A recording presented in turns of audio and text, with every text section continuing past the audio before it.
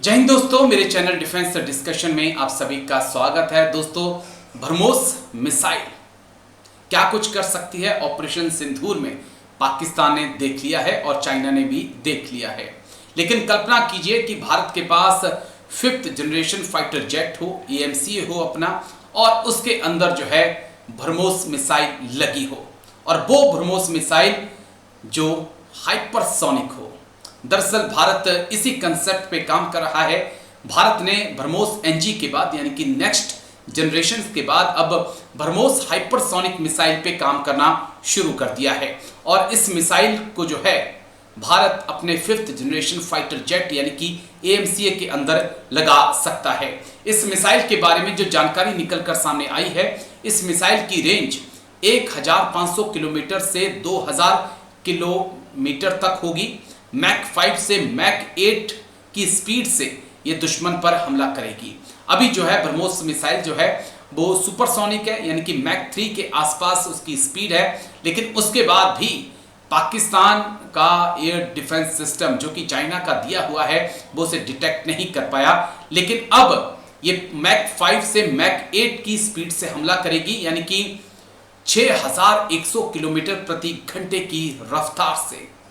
अब आप समझिए कि जब इतनी रफ्तार होगी, यानी कि अगर आपने अमृतसर, पठानकोट, जम्मू, जहां से भी मैक ब्रह्मोस हाइपरसोनिक मिसाइल का इस्तेमाल किया, ये पलक झपकते, इससे पहले कि पाकिस्तान अपने एयर डिफेंस सिस्टम को एक्टिव करेगा, उससे पहले ये उस एयर डिफेंस सिस्टम को तबाह कर देगी। इसके बारे में हमने डिटेल से बातचीत की है एक्सपर्ट्स के साथ।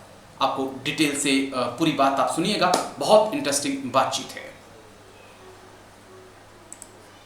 सवाल मेरा और जिस पे थोड़ी सी बात मैं आपके साथ चाहूंगा, क्योंकि खबरें आई हैं कि भारत ब्रह्मोस हाइपरसोनिक मिसाइल बना रहा है। मैक 5 मैक 8 की स्पीड से वो दुश्मन के ऊपर हमला करेगी। और ब्रह्मोस की सफलता के बाद ब्रह्मोस एनजी पे भी काम जारी है, लेकिन अब ब्रह्मोस हाइपरसोनिक मिसाइल की भी तैयारी है। खबरें तो यहां तक है कि जो एएमसीए बनेगा, जो कि भारत का स्टेल्थ फाइटर जेट होगा, उसके अंदर जो है ये ब्रह्मोस को भी ब्रह्मोस हाइपरसोनिक को तैनात किया जाएगा। तो किस प्रकार से इस बड़ी अहम पहल को आप देख रहे हैं, क्योंकि एक बात तो साबित हो गई है कि ब्रह्मोस अचूक है। फिलहाल पाकिस्तान, चाइना के पास ऐसा कोई सिस्टम नहीं है जो ब्रह्मोस को रोक पाए। देखिए राजेश, अगर हम मिसाइल टेक्नोलॉजी की बात करें तो पूर्व राष्ट्रपति डॉक्टर कलाम के समय से जो प्रोग्राम शुरू हुआ था वो निश्चित तौर पर एक अलग ही लेवल पर जा चुका है अब उसमें लगातार उसमें तरक्की ही करनी है, क्योंकि जितनी तेजी से टेक्नोलॉजी का परिवर्तन हो रहा है वो सब चीजें हमारी मिसाइल टेक्नोलॉजी में आ रही है, दुनिया देख रही है। ब्रह्मोस तो सिर्फ एक उदाहरण है। ब्रह्मोस तो एक उदाहरण है कि अब आपने खुद ही बता दिया कि उसके निशाने अचूक थे, उसको किसी भी रडार से पकड़ना मुश्किल था, उसको किसी भी एयर डिफेंस सिस्टम से रोकना असंभव है। तो भारत ने दिखा दिया कि ब्रह्मोस जैसी चीज हम पहले बना चुके हैं। तो अब नई टेक्नोलॉजी का इस्तेमाल करके हमको नए नए और संसाधन बनाने पड़ेंगे, और तेजी से बनाने पड़ेंगे, क्योंकि जो वर्ल्ड जियो पॉलिटिक्स ये कह रही है कि अब आपको कोई भी जो आपके तथाकथित दोस्त हैं उनसे जी। आपके संबंध तो अब इस समय बहुत अच्छे नहीं है, आपको सेल्फ डिपेंडेंट होना ही पड़ेगा। आत्मनिर्भर भारत की जो सोच थी उसमें तेजी लानी ही पड़ेगी, क्योंकि उसके अलावा कोई ऑप्शन है नहीं। और यहाँ पर आपको ब्रह्मोस जैसे हथियारों का जबरदस्त मास प्रोडक्शन करना पड़ेगा, न सिर्फ उनको इस्तेमाल के लिए बल्कि दुनिया में उनकी एक मार्केट भी आपको बनानी पड़ेगी ताकि आप उनको बेच सके और कुछ पैसे कमा सके। तो इस लिहाज से जो भारत की जो रणनीति है वो सही लग रही है, लेकिन रणनीति में समस्या सिर्फ वहीं आ जाती है कि हम कभी कभी बहुत लेट कर देते हैं चीजों को, जिसके ऊपर हमारे एयर चीफ मार्शल ने भी कुछ दिन पहले कहा था कि जो चीजें हमको समय पर नहीं मिल पा रही उनको बाद में मिलने से कोई फायदा होता नहीं है।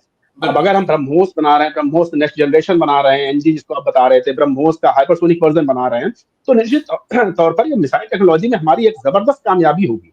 और जो हमारी जो साइंटिफिक जो सोच है और उसमें जो हम नई टेक्नोलॉजी का इस्तेमाल कर रहे हैं वो एक बेहतर तरीके से जाती हुई दिखाई दे रही है। और उसके अलावा हमारे पास कोई विकल्प है नहीं, क्योंकि हमारे हमारे पास फिफ्थ जनरेशन एयरक्राफ्ट नहीं है।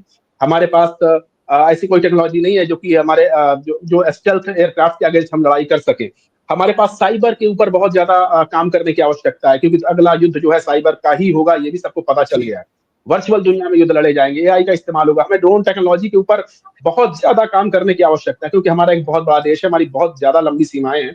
तो उसके ऊपर लगातार आपको काम करना पड़ेगा। और ब्रह्मोस जैसे हथियार ये हमें एक भरोसा देते हैं कि हमारे पास वो क्षमता है, बस सही तरीके से सही चीजों को अलाइन अगर किया जाएगा, तो हम अपनी क्षमता को कई गुना ज़्यादा बढ़ा सकते हैं।